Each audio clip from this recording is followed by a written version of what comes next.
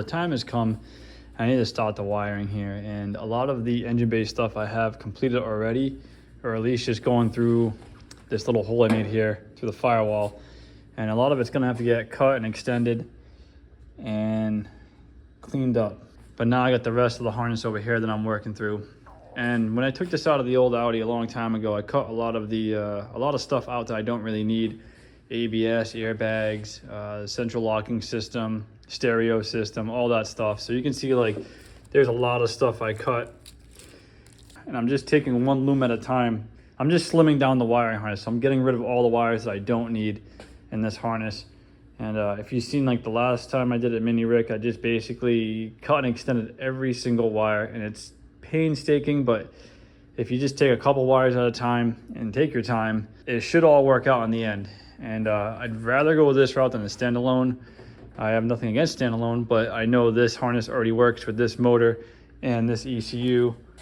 So as long as I just keep it all intact in a way, and I make my connections very good, which I'm pretty confident about, I should have no problem. It should just start up right off the rip. Some of the parts that do kind of suck is when, for instance, you have this plug here, and I have all my wires cut, and I have one wire left, and it does loop around and make its way back into the harness, which kind of sucks for one wire, because I have to kind of keep this intact. I wish it was just, that one wire went to nowhere.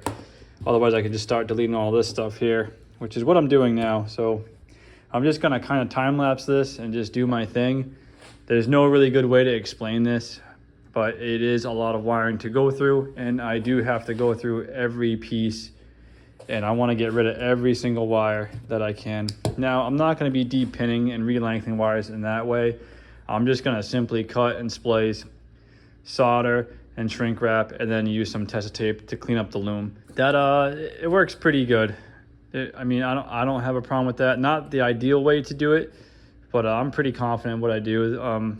This is my third car now, so this is just an easier way to do it. I'm not gonna go and buy all this wiring, and I keep a lot of the extra stuff here on the ground, so I always keep spare pieces, because I do have to, extend and cut a lot of this. So this is kind of where I'm at.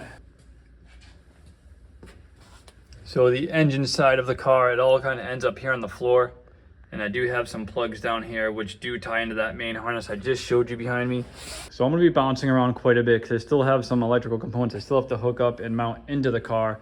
But a lot of it can get done as of now. And I just want to get a head start on this, because I am a little behind on where I want to be with this car. But it is what it is. You can't rush perfection. And I wouldn't say this is perfect in any way, but I am taking my time quite a bit with all this brass stuff. I mean, it is time consuming, and it never ends. It really doesn't.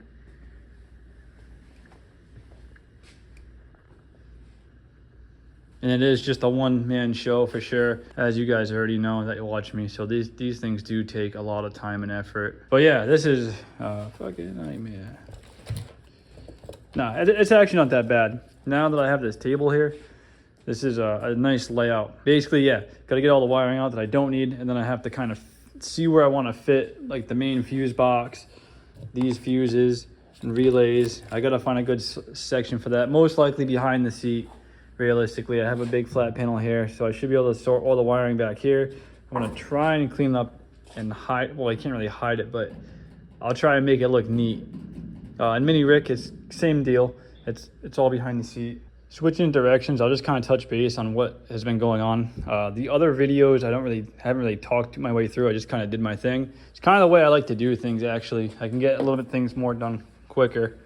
But yeah, as we sit now, I did get a serpentine belt. That's all set. The manifold on with the gaskets, that's all set. A lot of it down here is all set as far as the wiring. There's a few plugs I just need to get to. I still have to do the gas supply and return, being right here. I got to fish that down to the back somehow. Exhaust manifolds on with gasket. I did add another bung to the exhaust, so I can do my 202 sensors, and I can do my AFR gauge. There's one down there, O2 sensor. What else we got going on here? I did get another little brass fitting here. That's kind of cool. But this is the best spot I think I can put the wiring through, over on this left side. I really don't want a conjunction near my my reservoirs here and the gauge cluster behind the cowl here. It'll be like just too much going on. I just want to like make this simple and show that off as is. What else do I got going on here? I did some spacers for my coils and they're threaded. I made that in the lathe quite a little time ago. Gives me a little more adjustability as far as height and everything. And we'll step to the back here. The firewall, what's been taking me quite a bit of time. I didn't know if I wanted to cut out that round part up top here, but to form fit to that for me would have been a nightmare, and I don't know if it would have looked that good. This is still out of whack too. Obviously you can kind of see it's a little wavy, but it's just something I have to live with. Can probably straighten out a little bit more in post, but for now I think it's pretty good, not bad. And I didn't really film all the brass stuff I did with the suspension back here, but it is so time consuming, and I still need to get a new spring here as this one is cut. I don't know if you remember back, I might have mentioned it for Mini Spears. No, not Mini Spears, Mini Sport. They sent me the coilover, but they sent me a 10-inch shock, which is not the right one for this. Usually like a 6-inch or a 7-inch, possibly even an 8-inch would fit too. That being said, yeah, I did do all this brass stuff off camera, or maybe I think a lot of it's on my Instagram actually. You can kind of go check that out, but I didn't feel the need to like really film and show everything in that nature. The gas cap too. So aluminum flange, brass cap, and some stainless steel runner tube. Little hook there. That'll just go down right into the gas tank here, fuel cell. These two, I'm new to leather, so I basically just watched a couple videos on YouTube, and the turnout came out really well. I'm very happy with these. I might try and find a way to re-secure these a little bit better. I think they'll hold up, but once there's a lot of gas in here, I think it will want to move, and I think the leather will stretch over time. So not sure if this is going to be the main way to hold the tank down, but it does look pretty good, and I'm happy with that. It came out really nice. I got the bib too to match. A little more flavorful than the other one on my other car. I was able to do the basket weave in here, and I think that came out really good. It's not perfect in any way, but you can see like a couple extra marks. My first time doing leather stuff, and I don't see a problem with this. This is nice. I'm happy with that.